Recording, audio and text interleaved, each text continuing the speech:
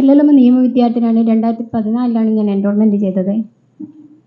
ഞാൻ നവീൻ ബാബു സാറിൻ്റെ വിഷയത്തിൽ സാറിന് കൊന്ന് കെട്ടിത്തൂക്കിയപ്പോൾ ബോഡി പോസ്റ്റ്മോർട്ടം ചെയ്യാതെ കത്തിച്ചപ്പോൾ അദ്ദേഹത്തിൻ്റെ വീട്ടിൽ പോയിട്ട് അനുജനോട് രഹസ്യമായിട്ട് ഒരു കാര്യം പറഞ്ഞിട്ടുണ്ടായിരുന്നു. ഈ ബോഡി പോസ്റ്റ്മോർട്ടം ചെയ്തിട്ടില്ല, ഇത് നിങ്ങൾ പോസ്റ്റ്മോർട്ടം ചെയ്യണമെന്നായിരുന്നു എൻ്റെ ആവശ്യം. അങ്ങനെ അത് എൻ്റെ ആവശ്യമല്ല, സമൂഹത്തിൻ്റെ ആവശ്യം. ഇനി മറ്റൊരു മരണം മറ്റൊരു ഉദ്യോഗസ്ഥന്മാർക്കോ സമൂഹത്തിനോ ഇങ്ങനെയുള്ള അപകട മരണങ്ങൾ ഇല്ലാതിരിക്കാൻ വേണ്ടിയിട്ടായിരുന്നു ഞാൻ സത്യം പറഞ്ഞത്. അപ്പോൾ അത് അന്നൊന്നും വേണ്ട വിധത്തിൽ ആരും ഉൾക്കൊള്ളാതെ പിന്നീട് അത് ലോകത്തിൻ്റെ മുന്നിൽ എത്തിച്ചു. അപ്പോൾ എനിക്ക് അതിന് ശേഷം എൻ്റെ വീട്ടിൽ പോകാൻ പറ്റിയില്ല. ക്രൂരമായ പീഡനങ്ങൾ പല സ്ഥലത്തുനിന്നും എനിക്കുണ്ടായി. സ്ത്രീത്വത്തെ അപമാനിച്ചു എന്ന് പറഞ്ഞ ഒരു മാധ്യമ പ്രവർത്തകനെ ഷർട്ടിടാതെ അറസ്റ്റ് ചെയ്ത് ഈ കേരളത്തിൽ എൻ്റെ വീട്ടിൽ വെച്ച് എന്നെ ഉപദ്രവിച്ചപ്പോൾ, എൻ്റെ 15 വയസ്സുള്ള എൻ്റെ മോളെ ഉപദ്രവിച്ചപ്പോൾ ഇവിടെ ഒരു FIR പോലും വേണ്ട വിധത്തിൽ എടുത്തിട്ടില്ല.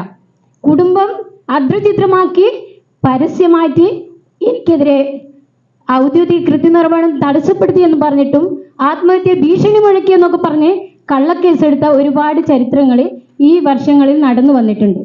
അപ്പോൾ എനിക്കിപ്പം നിങ്ങളോട് പറയാനുള്ളത്, കണ്ണൂർ ജില്ലയിലെ ഇരിക്കൂർ എന്ന സ്ഥലത്ത് എനിക്കവിടെ ഒരു ചാരിറ്റി പ്രവർത്തനത്തിനൊക്കെ ഭാഗമായിട്ടായിരുന്നു ഒരു 4000 സ്ക്വയർ ഫീറ്റ് ഞാൻ കഷ്ടപ്പെട്ടിട്ട് ഒരു വീടെടുത്തത്. അതിൻ്റെ ഭാഗമായിട്ട് ഞാൻ അവിടെ നിൽക്കാതിരിക്കാനും എൻ്റെ ഭൂമിയും സ്ഥലവും സ്ഥാവര ജംഗമ വസ്തുക്കളും തട്ടിയെടുക്കണമെന്ന ഉദ്ദേശത്തോടെ അവിടുത്തെ പാർട്ടിക്കാർ എൻ്റെ വീട് കുത്തി തുറന്ന് അവിടുത്തെ ക്യാമറ അടക്കം എല്ലാ സ്ഥാവര ജംഗമ വസ്തുക്കളും മോഷണം കൊണ്ടുപോയിട്ടുണ്ട്. അതിന് 5.5 ലക്ഷം റുപ്യേൻ്റെ ഒരു സിമെൻറ്റ് വരക നിർമ്മാണത്തിൻ്റെ ഒരു കോൺക്രീറ്റ് മെഷീൻ ഉണ്ട്, അത് മോഷണം പോയിട്ടുണ്ട്. അതുപോലെ തന്നെ അതിൻ്റെ അച്ചുമോടും ആ സിമെൻറ്റ് വരക നിർമ്മാണത്തിന് ഉപയോഗിക്കുന്ന അച്ചുമോടും മോഷണം പോയിട്ടുണ്ട്. അതുപോലെ തന്നെ 2.5 ലക്ഷം റുപ്യേൻ്റെ GI പൈപ്പ് മോഷണം പോയിട്ടുണ്ട്. അതുപോലെ സിമെൻറ്റ് ഭരണിയായിട്ട് അവിടെ നിർമ്മിച്ചു വെച്ചിട്ടുണ്ടായിരുന്നു, അതും പോയിട്ടുണ്ട്. അത് പല വീടുകളിൽ CPMൻ്റെ വീട്ടിലും കോൺഗ്രസിൻ്റെ വീട്ടിലും അവിടെ ഉണ്ട്. ആ വീടടക്കം പോലീസിന് ഞാൻ പറഞ്ഞു കൊടുത്തിട്ടുണ്ടായിരുന്നു. അതിൻ്റെ അകത്ത് പരാതി വെച്ചപ്പോൾ വേണ്ട വിധത്തിൽ ഉൾക്കൊണ്ടില്ല എന്ന് തോന്നിയപ്പോൾ, പാർട്ടിക്കാർ അതിൽ ഇടപെട്ടു എന്ന് തോന്നിയപ്പോൾ കണ്ണൂർ 2nd ക്ലാസ് മജിസ്ട്രേറ്റ് കോടതിയിൽ പോയിട്ട് ഞാൻ ചേംബറിൽ കയറിയിട്ട് ജഡ്ജോട് ഈ കാര്യം സംസാരിച്ചു. അപ്പോൾ എന്നോട് പറഞ്ഞത്, ജഡ്ജി നിങ്ങൾക്ക് താമസിക്കാൻ ഗവൺമെൻറ്റിൻ്റെ ഏതെങ്കിലും ഷട്ടർ ഹോമിൽ താമസിക്കാം, നിങ്ങളിപ്പോൾ SP-ക്ക് പരാതി കൊടുക്കുക എന്ന് പറഞ്ഞത്.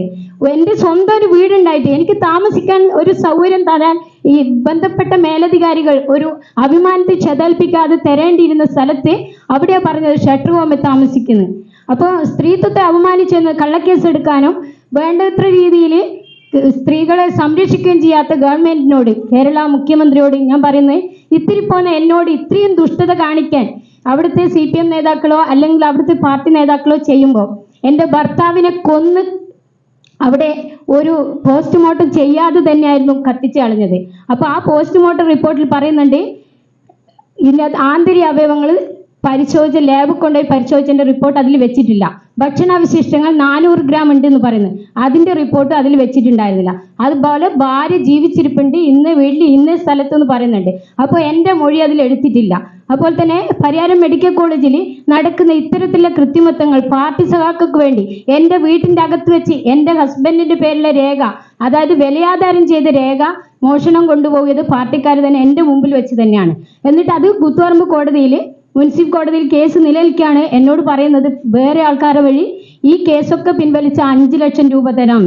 എനിക്കതൊന്നും ആവശ്യമില്ല, എനിക്ക് വേണ്ടത് എൻ്റെ സംരക്ഷണം, എനിക്ക് എൻ്റെ സ്വത്തിൽ ഉള്ള അവകാശത്തിൽ നല്ല സത്യസന്ധരായ ഉദ്യോഗസ്ഥയിട്ട് ഈ കേസിൻ്റെ അന്വേഷണം നിയമപരമായിട്ട് സത്യസന്ധമായി നടന്നില്ലെങ്കിൽ ഞാൻ കേന്ദ്രത്തിൽ പോയിട്ട് അവിടെ സമരമായിരിക്കും. എനിക്ക് വയറ്റിൽ കുറേ മുഴയുണ്ട്, വിഷം തന്നിട്ടായിരുന്നു ഈ മുഴയൊക്കെ വന്നത്. അപ്പോൾ ഈ മുഴ ഇല്ലത് കാരണം എനിക്കിപ്പോൾ നിരാഹാര വ്രതങ്ങളൊന്നും എടുക്കാൻ പറ്റത്തില്ല. ഞാൻ കുറേ ഇതിനു മുമ്പ് നിരാഹാര സമരങ്ങളൊക്കെ എടുത്തിട്ടുണ്ടായിരുന്നു. തിരുവനന്തപുരത്തെ സെക്രട്ടേറിയറ്റിൽ തന്നെ ഞാൻ ഇങ്ങനെയുള്ള സമരങ്ങൾക്ക് വേണ്ടിയിട്ട് ആൽമരത്തിൽ കയറിയിട്ട് ഒരു കമ്പിക്കൂട് നിർമ്മിച്ചിട്ട് അതിൻ്റെ അകത്ത് ഒരു സമരം നടത്തിയിരുന്നു. ഇപ്പം എനിക്കതുകൊണ്ട് അങ്ങനെയുള്ള സമരങ്ങൾ നടത്താൻ പറ്റാത്ത ആരോഗ്യ പ്രശ്നങ്ങളുണ്ട്.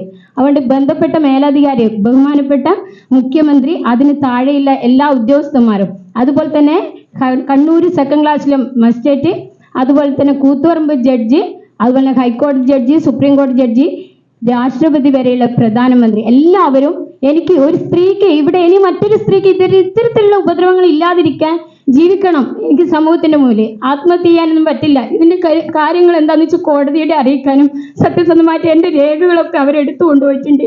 എൻ്റെ അച്ഛൻ തന്ന ഭൂമിയുടെ ആധാരം എടുത്തു കൊണ്ടുപോയിട്ടുണ്ട്. അതുകൊണ്ട് എനിക്ക് താഴ്മയൊരു അപേക്ഷയുണ്ട്, ഇനി എന്നെ ഉപദ്രവിക്കരുത്. ഉപദ്രവിക്കാൻ നിന്നാൽ എനിക്ക് സമരമാർഗം ചെയ്യാനേ പറ്റുള്ളൂ, അല്ലാണ്ട് ഇത്തരത്തിൽ ഉപദ്രവങ്ങൾ ഇനി സഹിക്കാൻ ആരോഗ്യമില്ല. അതുകൊണ്ടാണ് താഴ്മയായി അപേക്ഷിക്കുന്നത്.